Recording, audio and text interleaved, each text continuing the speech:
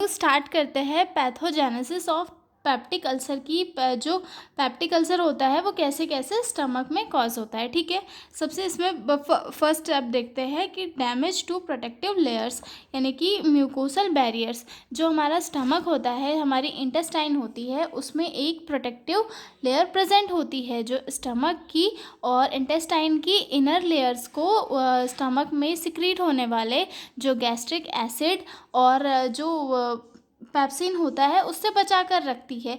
लेकिन जो H pylori या फिर जो एनासाइड्स होते हैं, इनकी वजह से वो जो लेयर है वो ब्रेक हो जाती है और उस लेयर के ब्रेक होने की वजह से जो गैस्ट्रिक एसिड और जो अदर सब्सटेंस होते हैं वो इनर पार्ट में जाने लगते हैं। ठीक है, तो फर्स्ट स्टेज में क्या आता है कि डैमेज टू प्रोटेक्टिव लेयर, यानी कि फर्स्ट स्टेज में जो फर्स्ट प्रोटेक्टिव लेयर है वो डैमेज होगी। ठीक है, stomach and duodenum are lined with mucus to protect from acid.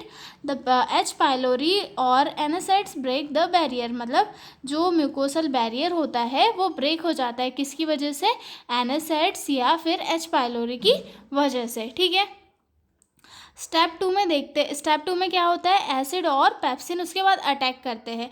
When the barriers is weak, acid and digestive enzyme pepsin reach the deeper tissue. जब वो जो प्रोटेक्टिव लाइनिंग होती है वो ब्रेक हो जाती है, जैसे कि ये जो हमारे स्टमक की लाइनिंग है, ये जो लाइनिंग जो है ये इनर लाइनिंग है, ये दो इनर लाइनिंग है और ये प्रोटेक्टिव लाइनिंग है। लेकिन एनासाइड्स या फिर एच पायलोरी की वजह से ये लाइनिंग जो है कमज़ोर हो जाती है और जब ये लाइनिंग कमज़ोर हो जाती है तो पेप्सिन और जो एसिड होते हैं वो जाकर इनर लाइनिंग पर अटैक करने लगते हैं। ठीक है, they damage cells, blood vessels and starting inflammation. जो पेप्सिन वगैरह होते हैं ये सब जाकर इनर वाली जो लेयर्स होती है उनमें डैमेज कॉज करते हैं, ब्लड वेसल्स में, और इन्फ्लामेशन वहाँ पर होने लगता है। ठीक है, उसके बाद थर्ड आती है इन्फ्लामेशन और सेल डेथ। ठीक है, the area become red, swollen and inflammation, मतलब जब वहाँ पे पेप्सिन और गैस्ट्रिक एसिड जब इनर लेयर में जाएगा तो वहाँ पे क्या हो जाएगा, रेडनेस आ जाएगी, इन्फ्लामेशन आ जाएगी। ठीक है, स्वेलिंग आ जाएगी। ठीक है, cells in the lining start dying necrosis, और वहाँ पर क्या हो जाएगा, सेल डेड भी होने लग जाएगी। जो स्टार्टिंग की इनर लेयर जो रहेगी वो तो कमज़ोर रहेगी, मतलब वो एसिड और पेप्सिन से लड़ नहीं पाएगी, तो उनका वो क्या हो जाएगी, डेड होना स्टार्ट हो जाएगी। ठीक है, स्टेप 4 में देखेंगे अल्सर का फॉर्मेशन।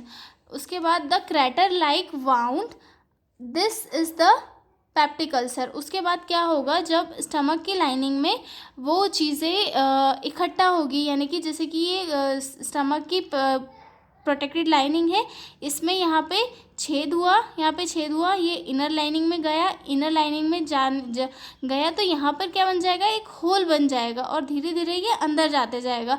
तो ये जो क्रैटर होता है इसे अल्सर क्रैटर कहते हैं, यानी कि अल्सर का गड्ढा। ठीक है, जो धीरे धीरे छेद का फॉर्म करने लग जाता है और इस जो ये छेद होता है या फिर ये जो होल होता है इसे ही अल्सर कहा जाता है। ठीक है, इट में स्वेलो और डीप डिपेंडिंग ऑन सीवियरिटी, मतलब ये जो होता है कभी कभी डीप भी होता है और कम डीप भी होता है, ऊपर भी होता है, मतलब इसकी जो सीवियरिटी होती है उसके ऊपर ये डिपेंड करता है। अगर एक्यूट है वो थोड़ा ऊपर रहेगा, लेकिन अगर क्रोनिक है तो वो और ज़्यादा अंदर घुसते चले जाता है। ठीक है, उसके बाद आता है हीलिंग और प्रोग्रेशन वाला स्टेज। हीलिंग और प्रोग्रेशन वाले स्टेज में क्या होता है, the body tries to heal it by forming granulation यानी कि डेवलपमेंट ऑफ सेल। बॉडी जो है इसे खुद से ही हील करने की कोशिश करती है। ठीक है, if the cause remains like continued NSAIDs use और H pylori, the ulcer grows layer और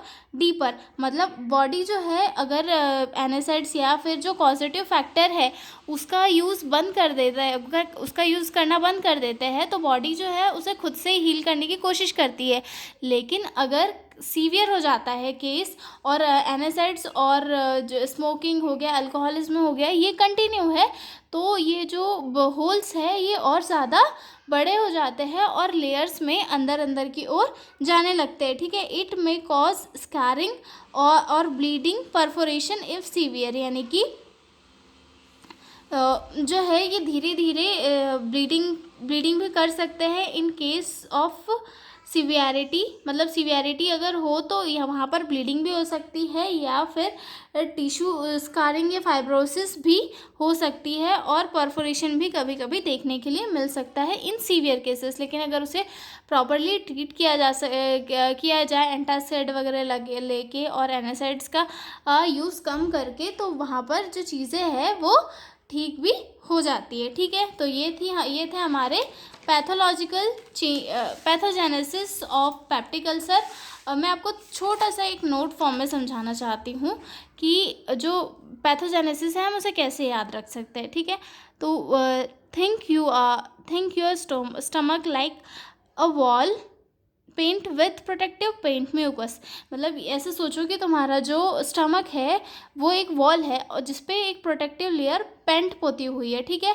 if someone scarp off the paint like H pylori और एनासिड, और जैसे कि कोई एक सामने बाहर का बंदा आके तुम्हारी दीवार में छेद कर रहा है, फॉर एग्जांपल के लिए एच पाइलोरी और एनासाइड्स कोई सामने वाला इंसान है या फिर कोई चीज़ है जो आके तुम्हारी दीवार में छेद कर रहा है, अब क्या होगा, दीवार में छेद हो जाएगा।